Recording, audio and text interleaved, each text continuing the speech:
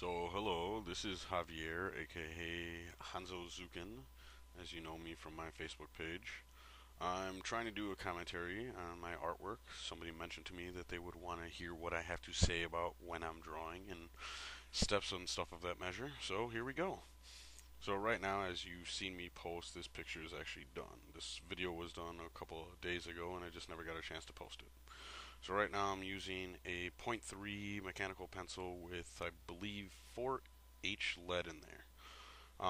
For the most part, all the thicker lines that you see are 3H lead, but considering that when I press harder on it, it actually looks the same.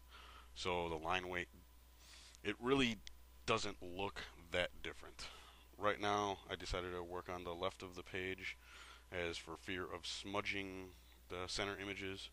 So I'm in here deciding that the skulls need to have a little bit more contrast. I didn't want just line work. I wanted to add some deeper shadows into it. That way it'll look good when colored. And considering that I'm imagining my light source is coming from the right of the image, all my shadows would be on the left. So here I am deciding, hey, the skull needs a little bit more shadow. I'm going in, even though the camera I'm recording in is 720p. You can't really see all the little fine details that I'm doing, but I'm adding little nicks and marks and stuff like that to give the skull a little bit more personality. This one too, just deciding that personally I like high contrast images. I rarely do just regular line art unless I know that I am going to be coloring the piece or I know that somebody else is going to be coloring the piece. The reason being is that I feel if I make it too high contrast with too much shadows, too much black edges, that I'm limiting a colorist's ability to choose what colors that he wants to have. And he might have a cool image in his head about where light source is going to be. So if I add a lot of high contrast, then he might not be able to do that. But for the most part, I do color on my own work, so I really don't have to worry about all that. So considering, like I said, light source coming from the right hand side, deciding that this area of his scythe needs more shadows so it'll work well and give it a nice balance.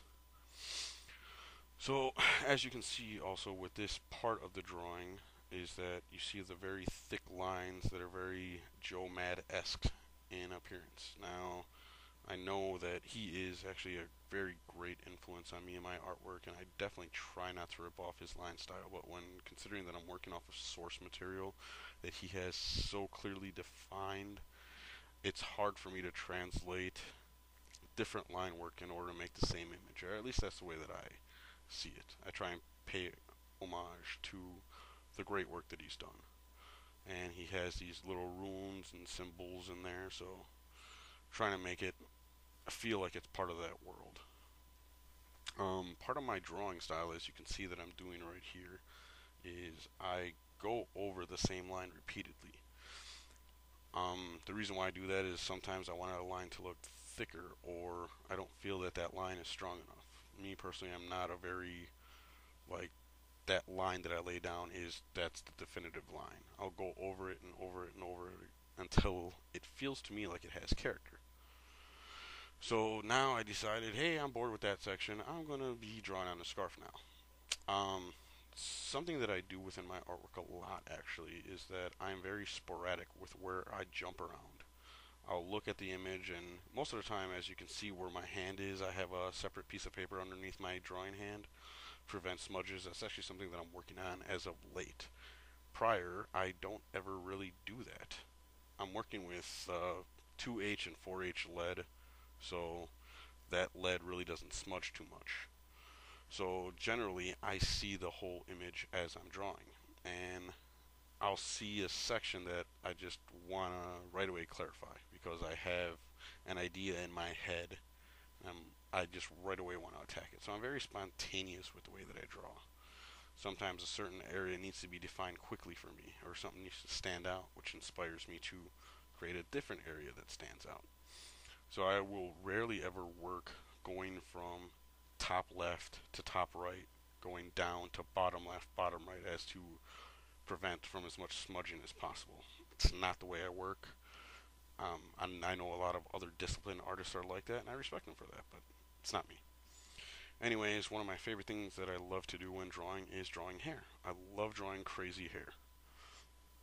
I love hair going in all different directions and stuff like that because I feel hair in itself is one of the defining characteristics of a person and or character. And the crazier it is, the more action it feels like it has. It's not boring, it's not stagnant. It just breathes more life into it. So here I am deciding what hair strands I want, what thicknesses I want. I have a very angular, sharp style, I believe. So a lot of it's just thicker, thinner, darker, brighter. So here I am going into that. As you can kind of glimpse, the original concept for this piece was to have war and death in this piece because those two characters actually have full thought out ideas. I'm not sure if you've ever picked up the sketchbook for Darksiders, but there are, what is it, Fury and Strife are detailed, but it's not a definitive character. It's something that they sketched out and thought of a while ago. So I didn't want to go ahead and add them in. Besides, if I did add four characters, I'd have to hyper zoom in and not be able to draw the crazy little details that I like drawing. I like, personally, when I'm drawing a picture, I want the main character focus to be part of that picture. I want them to take up at least 75% of the page space because, personally, I hate drawing backgrounds, first of all. And second of all, when you're looking at an image, character breathes, it breathes more into the image. It stands out further. I mean, granted, yeah, there's a building in the background, but that's not, doesn't have that type of energy that a main character has. So here I am drawing all the little hair details. Like I said, I like it being crazy and wild, so I'll go in, make a thicker line, and then coming up, the lines that just work against it, so they're not all flowing in the same direction. It's very interesting to me to see in hindsight me drawing because I always see stuff that I want to fix or stuff that I wish I could change. But that's the nature of the beast, is the fact that if I would stop and try to closely examine and closely perfect everything that I'm doing, I would never get anything done. And as you see by my Facebook update pages, there's a lot that I'm working on right now. I'm currently working on probably close to like 9 different pieces at the moment. So I have to vary up my time. This was a piece actually that it's not a commission request. This was something that I wanted to do for my own personal sake. I do believe it is important to draw for yourself. As much as I do have paying commission customers right now that I need to work on their stuff, sometimes you just need to take a break and relax and do something that will inspire you, something that you can experiment with that's not really pressured for a deadline, something that you could learn and hone a technique on and apply that towards a future drawing. So this was just something that I decided to do for myself. And it's actually one of my proudest pieces that I've done. I never think that one of my pieces of artwork is ever perfect or ever good enough, and I always see errors and flaws. And I always say to other people that I'm my own worst critic. And it's true, because if I would be complacent with a piece, I feel like I would be stagnant and I wouldn't want to learn how to draw better. So that's just my 2 cents on it while I'm drawing this hair. As you can see, I zoomed out. One thing that I failed to mention is that I switched out pencils. The reason being is when I was doing this crazy hair and I was using .3 uh, mechanical pencil, the lines just weren't flowing as smoothly. And that was something that is very crucial to me when drawing hair, since you want to have a nice smooth line. I didn't want it to be too mechanical looking, too simple, straight, not enough line weight and variation. As you can slightly see on the side of the camera, I have a Michael Turner picture, and I always have other artists' pictures near me, something that inspires me, so I can see how finite of details I can go, what's going to stand out, what's not going to stand out, what kind of line weight did somebody else use in a situation like that, and stuff like that. And it just inspires me to be better, because when I see great artwork, I want to live up to that expectation. I want to try and challenge myself. So I came back down, started working more on the scythe, more details, add more runes and stuff like that. Part of the great thing about this imagery is just the fact that you can get away with so many details in this picture and everything's going to work right. It doesn't look like it's too chaotic, that there's so much going on with it. Again, I do apologize for the video resolution. I am currently working on getting better equipment so you can see all the lines better that I'm throwing down here. One of the things that you can see obviously in this corner of the picture is the way that I sketch. I'm very loose with the way that I approach an image. I don't ever try and sketch in a very detailed area. I just throw out lines, see what works, see what doesn't, and then in the process of going back and refining my line work, like as I'm doing right now, I more clearly define the detail, more clearly define the line weight. When I'm sketching, I usually either sketch with a 4H lead or I sketch with non-repro blue. Reason being is the 4H lead is easier to erase. I don't have to press down that hard, and if I don't decide to erase, it's not really going to show up too much. It's not really going to detract from an image. It's just going to look like a scatter line. So here I am drawing the cloth that's on his chest armor.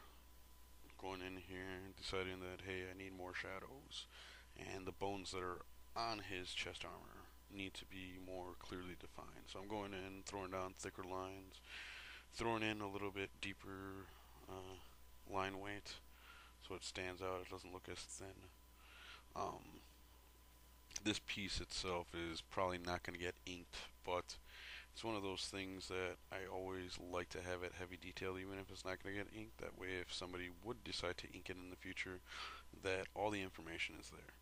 That it makes it an easier job for an inker to go in and see, hey, okay, this is how it's supposed to be. I don't like doing any guesswork. I'm trying to be very detailed and not as loose with the lines that I do draw. Although that is something that I've been working on lately, is throwing down looser lines in order to give it a more energetic feel, more sketchy look to it.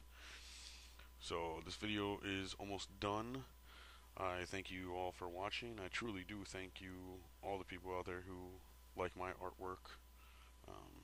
I like drawing for myself, but it's also one of those things that I like people who get inspired by it. I'm hoping that somewhere, sometime down the road, somebody will be inspired and say, hey, I want to draw, because it looks like it'll be a fun thing to do. So, thanks once again. In case you haven't seen, facebook.com/Hanzozuken, or my DeviantArt page, DeviantArt, or hanzozuken.deviantart.com. So, thanks again. Peace out. Much love. Thank you.